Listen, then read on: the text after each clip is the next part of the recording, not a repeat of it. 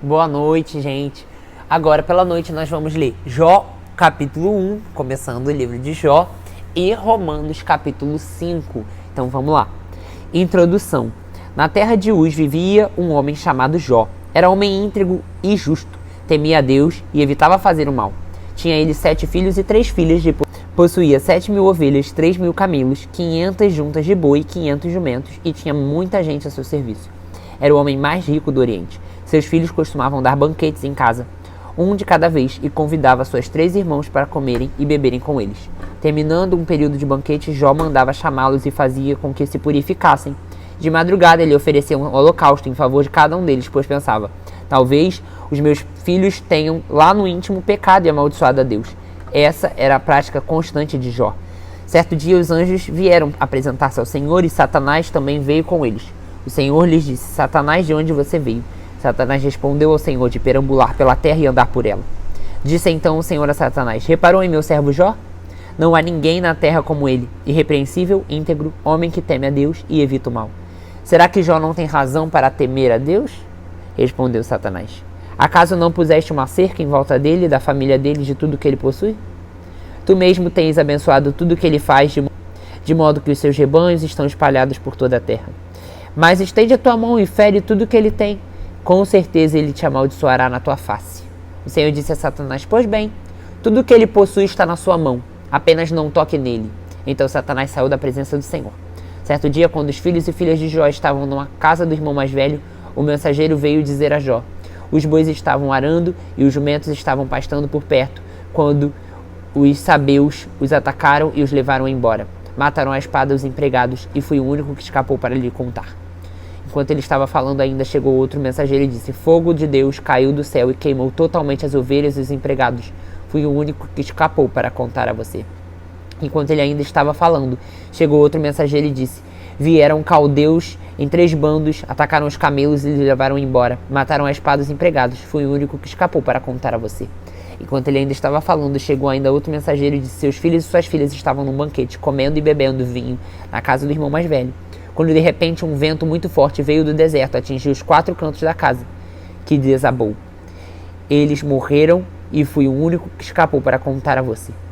Ao ouvir isso, Jó levantou-se, rasgou o manto, rapou a cabeça. Então prostrou-se com o rosto em terra em adoração e disse: saí nu do ventre da minha mãe e nu partirei. O Senhor o deu, o Senhor o levou. Louvado seja o nome do Senhor. Em tudo isso, Jó não pecou e não culpou a Deus de coisa alguma. Gente, tenso. Jó suportou tudo e ainda adorou a Deus. Meu Deus. Vamos lá. Romanos 5 agora. Paz e alegria. Tendo sido, pois, justificados pela fé, temos paz com Deus por nosso Senhor Jesus Cristo, por meio de quem obtivemos acesso pela fé a esta graça, na qual agora estamos firmes e nos gloriamos na esperança da glória de Deus. Não só isso, mas também nos gloriamos nas tribulações, porque sabemos que a tribulação produz perseverança, e a perseverança um caráter aprovado. Caráter aprovado, a esperança. E a esperança não nos decepciona, porque Deus derramou seu amor em nossos corações por meio do Espírito Santo que Ele nos concedeu. De fato, no devido tempo, quando ainda éramos fracos, Cristo morreu pelos ímpios. Dificilmente haverá alguém que morra por um justo, embora, homem bom, talvez tenha alguém que possa morrer por ele. Mas Deus demonstra seu amor por nós quando Cristo morreu em favor, quando ainda éramos pecadores. Como agora fomos justificados pelo seu sangue, muito mais ainda, por meio dele, seremos salvos da ira de Deus. Se quando éramos inimigos de Deus, fomos reconciliados com ele mediante a morte do seu filho, quanto mais agora, tendo sido reconciliados, seremos salvos por sua vida. Não apenas isso, mas também nos gloriamos em Deus, por meio de nosso Senhor Jesus Cristo, mediante quem recebemos agora a reconciliação.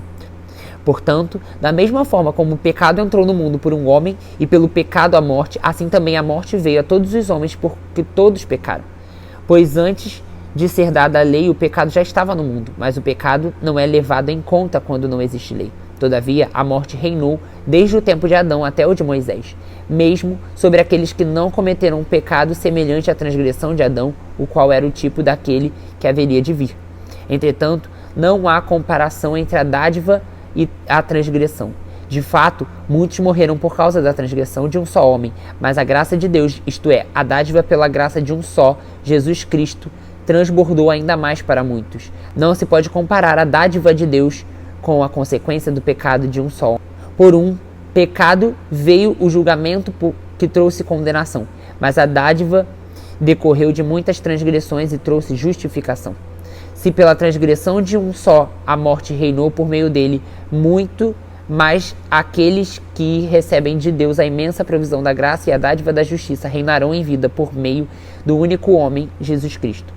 Consequentemente, assim como uma só transgressão resultou na condenação de todos os homens, assim também um só ato de justiça resultou na justificação que traz vida a todos os homens. Logo, assim como por meio da desobediência de um só homem, muitos foram feitos pecadores, assim também, por meio da obediência de um só homem, muitos serão feitos justos. A lei foi introduzida para que a transgressão fosse ressaltada. Mas onde aumentou o pecado, transbordou a graça, a fim de que, assim como o pecado reinou na morte, também a graça reine pela justiça para conceder a vida eterna, mediante Jesus Cristo, o nosso Senhor.